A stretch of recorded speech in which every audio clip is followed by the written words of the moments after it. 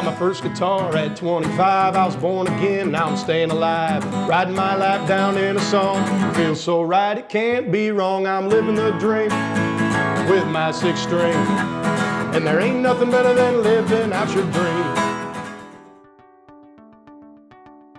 1881, the Roggemans came over from Germany, so that's my great-great-grandpa, and then they started working here in Mishawaka, and we've been here ever since. I think it was about 7th grade I decided I wanted to become a teacher. So I knew at a pretty early age that I wanted to come back and teach, and so came back and was lucky enough to get hired by School City, and here I am 11 years later. The people are the biggest part of Mishawaka, and it's such a nice community of people that you care about, and you know them from growing up, you know their parents, you know them from going to school, and you got all the teachers and staff now that I'm teaching, and it's just, you can't beat the people from Mishawaka. If you don't mind, I'll go through them right now. I had K through 6, Mrs. Horine, Mrs. Riesel, Mrs. Owen, Mrs. Hoke, Mrs. Vanderhayden, Mrs. Reisner, and Mrs. Tolke.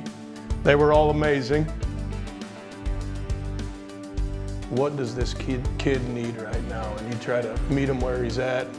And I think for elementary school, basically the only thing a kid ever wants to do is have fun. And that's how I am too, so. I set up a bunch of rose petals, bachelor style, and set up some candles, and that's where it went down, so. And she said yes, so that always helps.